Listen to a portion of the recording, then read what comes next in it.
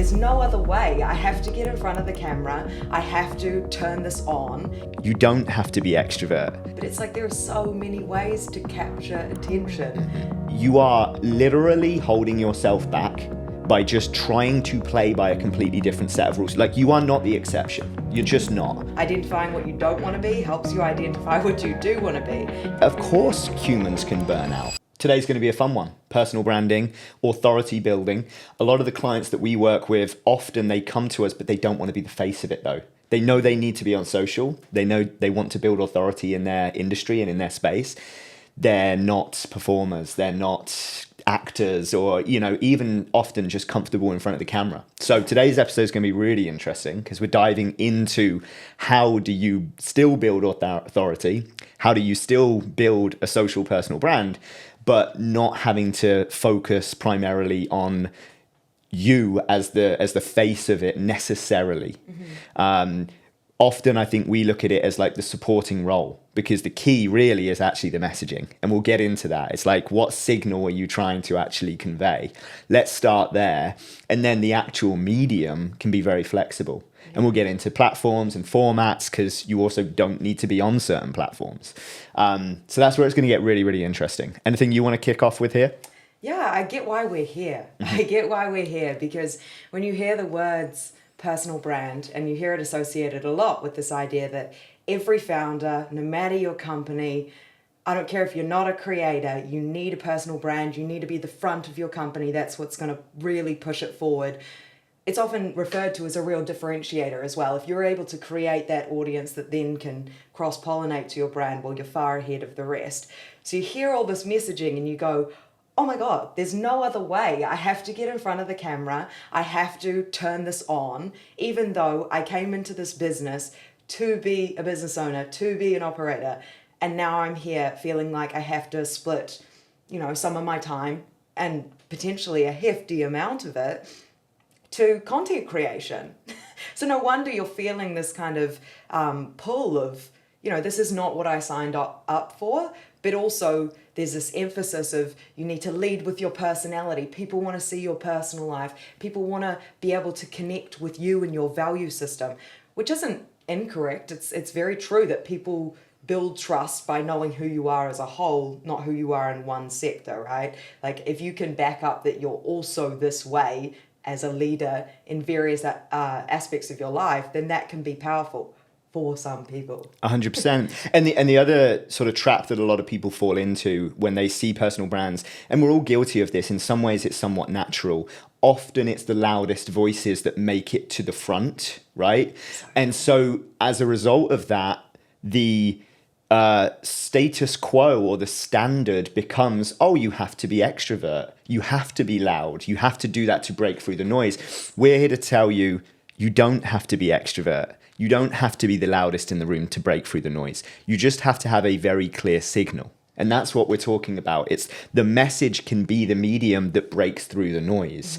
And what we often find is that actually a lot of introverts succeed really well on social media. They just need to look at it through a different lens. And that's why, the Gary Vaynerchuk's, who we're big supporters of, has done a lot for social media and getting people to embrace social media more. But that's just one angle, right? The don't give a fuck, breakthrough, don't care what people say. That's all true, all very, very true. But it's also, in some instances, not necessary.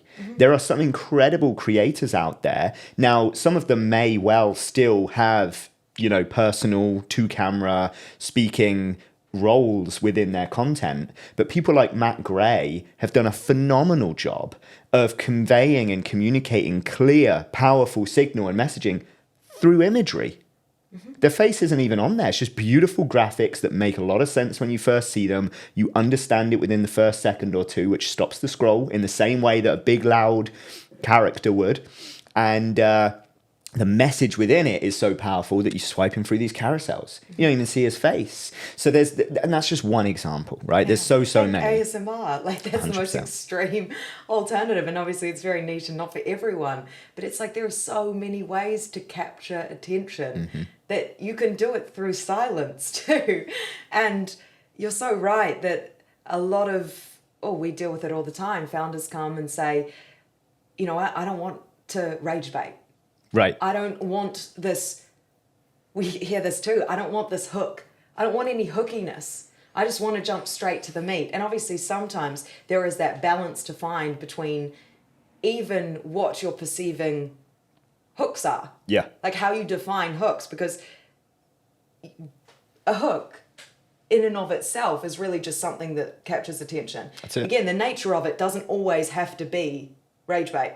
It doesn't always have to be some dramatic, you know, sometimes false statement to reel people in and that breaks trust. You know, and some people will use that, and then, you know, you'll find out that the video wasn't about that thing or whatever, and that's some people's strategy. But once again, that's kind of, because you hear those loud voices, that's what you assume a hook is, and then you're almost, you don't like the feel of it, right? You don't I feel agree. like it's you. Yeah, I couldn't agree more. And so I think that's a powerful myth for us to break, first and foremost, right? So we break that myth. And then the second part to all of this is then building some kind of system around how you're going to approach your content and therefore build your authority. I love the framework of the pyramid where you've got content and then IP at the top. And people jump to that. They jump to being able to say, I am going to have intellectual property, i.e. I'm going to own a message, and I'm going to do that through the medium of content. Fantastic. That's how it should be. However, you're missing a few key steps, right? In the same way that if you're building a house on a swamp, good luck with the foundations lasting, right? But if you develop that foundational layer first through systems, operations, then you're becoming an operator rather than a content creator. And I think that's the key distinction for this next layer. Once we've broken the myth that you don't have to be the loud face in front of all of your content, build a system, build some operations and strategy around what you want your signal to be. Then you can, once that's established, the medium of the content is actually the flexible part, believe it or not. And if anything, you can test different things. Going back to what you just said on the hooks, like educational hooks, dramatic hooks, cute hooks. Like this, all you're doing is just getting the attention. Mm-hmm. Could be educational. There's no problem in that. There's many, many great educational hooks that don't need to be based in fear mongering or, you know, whatever other angle you don't want to lean into. There's so much flexibility in the actual medium, but I think people don't focus on these foundational layers first. And if you do, the other stuff comes so much easier. Mm-hmm. And when you talk about the foundational layers, well, there's that first question of, what do you want to be known for? Mm-hmm. And you've already established, probably, in sharing all of this, I don't want to be rage baity, I don't want to be dramatic, I don't want to be this. There's a lot of answers in there, you know, that can guide you a lot of the time. Identifying what you don't want to be helps you identify what you do want to be. And there's absolutely a space for that. So asking that first, what do you want to be known for? That's going to become the core of your signal. And then you can build from there. Okay, how am I then going to disseminate that into messaging, into content pillars? And then break that down into episodes over time. Hence the content engine series that you should then develop, which is still part of that operational system, so that you're not waking up every day and thinking, oh, what am I going to post today? You already know because it's been developed through key content series and you have an engine. That way you can allow yourself to get ahead as well. You're no longer being reactive. I want to also just bash a couple more myths because we deal with it on the client side when people come to work with us. And initially, the one that gets me every time is, I want to be a key authority in my space, but I don't want to adhere to the rules of engagement. And like what I mean by that is when they give examples like, oh, but I don't want to have to create loads of content, or oh, but I don't want to have to be the sort of person that has to like break the scroll. They should, like, I'm a doctor, or I am an authority, so they should just already want to listen to my message. And it's like, no, unfortunately there is a rule book here. This is a science. It's like, everybody wants that. Yeah. Like, I want 10 million followers and for them to just love my content because I'm an expert. Or just for you. Everybody wants to go, oh, simply because it's you and you open your mouth. Yeah. Everybody's like, and it's just not the truth. It's not. And we have to debunk that because this entitlement is everywhere. Mm-hmm. And we all fall into it at times, right? Like, we are the own hero, we are our own main characters. Like, it's natural. And granted, in some instances, people fall on the other side where they struggle so much with just believing in themselves that they go the other way. But let's just, like, the debunking of the entitlement side is a really important one, because you are literally holding yourself back by just trying to play by a completely different set of rules. Like, you are not the exception. You're just not. None of us are. There's a playbook here. There's a reason. Like, you are not just up against, let's just say, the doctor industry. You're not just up against every other doctor out there, because hundreds of thousands of other doctors are doctors and also want to have a platform. Yes. I promise you. I know, because we get reached out to by 20 a day at this point. So, but you're also up against anybody who puts on a lab coat. and that's where I'm going. Not even just that. Just the AI robot where I just click that button. Like, you have to play by the rules. Now, you can be creative and go around and over and under. Like, there's loads of opportunities like that. And that's some of the frameworks that we're going to get into with different formats and different ways of doing that. And that's probably going to come towards the end of this episode. But, like, I need to establish there is a set of rules. It's invisible, but you are not the exception. As much as you want to be, I want to be as well. It doesn't work like that. The game is the game. It's like trying to play a game of soccer, football, where I come from, and just picking up the ball and running with it and throwing it in the goal. Like, I would love to do that too. I guarantee I would win. You won't be called out. Yeah. It'll be okay. Like, just they're not going to see. Like, no, unfortunately, it's football, because you need to use your foot, and like that's just the rules. Now, you can get creative and be phenomenal, like Messi and Ronaldo, and do all these quirky tricks. Social media is exactly the same. There is a playbook here. It's not written down quite in the same way, but it's important that we all understand the game we're playing, and then we can figure out some hacks. Then we can figure out some shortcuts. Then we can figure out some ways of optimizing it. But we have to establish that first. Absolutely. I couldn't agree more. Are there any other key myths that come to mind? I think the other key myth is that whole game, and we speak to a lot of clients on this angle as well, of like, you know, I'm confident that I can, again, be the exception, and I can just come up with the content in the moment. Yeah. And because potentially they've been doing that for a while, right? And Not that's everybody's exactly burnt out from that part, but they're potentially stuck in a certain layer of content or a layer of thinking so far as their content. See, that's exactly it. So we have, again, clients that we even work with now that have done a good job of getting by coming up with content in the moment and being quite reactive to what's going on. And there's a magic to that. Right? Trends come and go. Like, you do have to be very, very quick on those. So you can only plan for so much. But I think what I communicate to those clients is very much like, we can allow for that. We can create space for that. But if you don't have a content signature series, you are going to be forever doing that. And then tell me what happens when you feel ill. Tell me what happens when something happens in your family and you want to have a break. Tell me, like, you won't have an answer. You don't have an answer. I know you don't. And even if you're good at this. 100%. We're all human. Yeah, exactly. It's going to fall at some point. Yeah, and also you don't recognize the pressure that's on your shoulders when you've got to wake up and come up with something in the moment every day until it gets too late.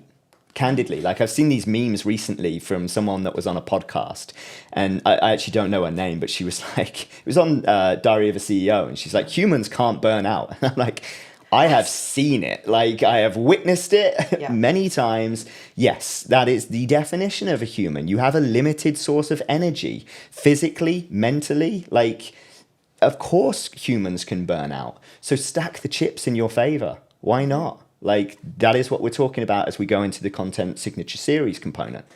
So that, to me, is the next layer here anyway. Yeah, absolutely. So we've got you asking yourself, what do you want to be known for? That's going to be your core signal. Then on top of that, building your signature series. We usually say aim for about 3 to 5. But if you're kicking off, start with 3 signature series that start to, you know, build out that messaging in different ways. It's going to bring you away from that mindset of what I should post every day and into this mindset of, okay, I'm actually building something here. People are coming and rallying around the bonfire, which is what we call it. You bring a seat and you're actually starting to tune in a little bit more.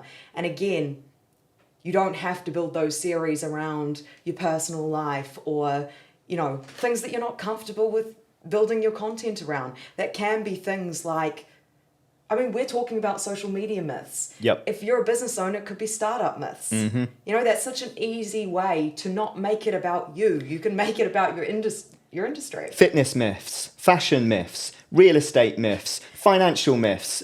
You can go forever. Market, yes. And that's a great one because it immediately creates trust because you feel like somebody is coming to you and breaking through the BS. Well, this is perfect. So let's speak about the break, shift, invite framework, because the way that we look at it is you have 3 different types of content. Together, there's a through line, and that's the crucial part. If you break that line, it's not going to be as effective. But we have a content signature series built around break. What is break? Well, we want to break the scroll. That's the whole point of that is to hook them, stop them, get their attention, right? Then we move to the shift content within this framework. The whole premise of that is to challenge a belief, change a belief. That's exactly what you're talking about. Myths. And then you're, again, positioning your authority because you're the one bringing the correct answer or challenging the status quo. Exactly.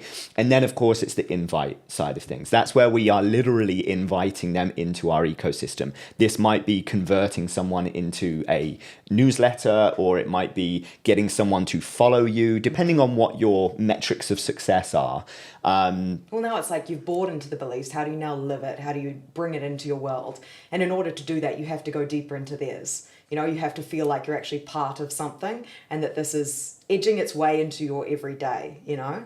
So it is so important that you ensure each series actually serves each of those roles, because another thing we see is people creating content, even absent-mindedly, and trying to do it all within a single piece of content. Stop the scroll. Yes, you've got to do that either way. But then shift the belief immediately, get people on your side, and then invite them into your corner all in a oneer. And it's like, that's not how human interaction works. You don't meet someone and become their best friend on day one. It takes time. That takes many meetings, many opportunities to build trust, and then to go, hey, instead of just going to the movies, come over to my house, let's have a sleepover. Whatever. Totally, yeah. You don't. It takes time. Yeah, you don't go up to the guy and, hey, your car sucks, buy mine for $50,000. Yeah. I'm sorry, what was your name? Like, can we, like, why should I trust you? Like, and you've well, said because all I that told in you. 60 seconds, Yeah. and I'm supposed to then convert? Yeah, no, you're absolutely right. And the key thing there is that it takes time. You've got to compound this signal over time to be able to develop and curate that audience. And they've got to buy into you. They've got to start to trust you. And that's what's going to come through that shift content. But you've got to get them first, hence the break content. And then eventually, yes, you can, it's... Going back to Gary Vee, I really do like the principle of jab, jab, right hook, right? Because the whole play there is like, you don't, their analogy is the right hook is the asking for something. That's the CTA. That's the conversion part. That's the invite part for us. You don't just invite, right? You're not a salesperson to just drive selling every single corner. You got to, break the scroll. You got to develop the trust, and then you've got to do the conversion. But you can do that through individual pieces of content that over time will compound as part of that bonfire that you rightly talked about. At that point, though, Gary has also given you so much value that you're ready to move. Through break and shift content. Yeah. Because the shift content, which changes the belief and challenges behaviors, is the trust building stuff. That's the value. That's the like, oh, I learned this. Previously, I thought that, but now I've been educated in this. So yeah, value before you ask for that. So I love that. It fits in the framework perfectly. I think the next and arguably final part, but I do want to get to this, is like, we started this episode with like, you don't have to be the face of it, right? I want to build it, bring it back full 360, especially from like a formats perspective and a platform and a medium perspective. And this is very tactical at this point, right? So let's say we've covered a lot here. So let's say that we've established what we want to be known for. We've established the signal through which we're going to be known for that thing, okay? We've then established a content series of very key pieces of content and pillars that are going to do the break, do the shift, do the invite sort of series over time. This is going to continue. But now we get into like the medium and the platform and the how. Well, now as a founder, even listening to that, I'm potentially going, okay, great. So I still have to be the face. I still have to create my 3 signature series. That sounds like a lot of content. What now? So that's the final myth we have to break, right? Because now we get into the interesting part of being able to either, I would argue it's an and, not an either, but let's just play the game here. Either leaning into your existing strengths or developing your weaknesses until it becomes a strength. Now, we would argue do both, right? Like if your strength is in the level of detail and tactical nature of your expertise, well then let's lean into that, because you're going to have knowledge that other people don't, because you're so in depth in your messaging and your signal that's your superpower. Now we just need to figure out how to get that out. That could be through infographics. Carousels are crushing on Instagram right now. Absolutely. So very, very easy. We don't even need to see your face. That's going to still do what it needs to do. You still want to break, shift, and invite. The break can be demystifying something that's really complex for a lot of people and they don't understand it. In the fitness and health space right now, peptides is a great example. Like I'm literally saving peptide cheat sheets. I don't even take peptides at the moment, but I'm interested, right? So I'm like, wow, it's every name and what they've done. This is amazing. And if that creator then just goes deeper and deeper and deeper and deeper, I'm going to be following them. And 100%. So let's get that one out of the way. Podcast is another fantastic medium. You don't need to do a video podcast. You can absolutely do an audio only podcast. Spotify, Apple, like there's so many different platforms through which you can do that. That again could be a long, detailed 30 minutes, hour, 2 hours, as long as you want. We can chop that up. Let's go 1, 10, 30 on it. One key piece of content that's 2 hours long, chop that up into 10 different pieces of snackable things. We can use animation instead of using our face to do the Instagram Reels, TikToks and so on, and then we can create quote cards and infographics based on the 30 that we're going to do. I can go forever. It reminds me when on the newsletter we did a whole section on faceless YouTubers who create almost mini documentaries, and they're doing so well. This was a while ago we spoke about the surgence of it, but you can see it to this day. It's like, especially in the celebrity space and things like that, it's like you can earn an authority and a huge follower base as well, without revealing your face ever. I can go a layer deeper. There's channels I follow, I don't even know what their real voice is. I know for a fact they're just plugging it into an 11 Labs AI voice generator and just picking a voice that they think is interesting, and there's their video. And I watch those all the time. And it's just a series of moving images or graphics or animations or just B-roll. But I'll still watch them. So anyway, I think that hopefully sufficiently demystifies and at least breaks the myth that you have to be that. Now, the last thing I want to wrap this up with a little bow is that it is and not or. At all times. So even if you are the introvert that doesn't want to be on camera or feel comfortable being on camera, there is absolutely no reason why you can't practice that.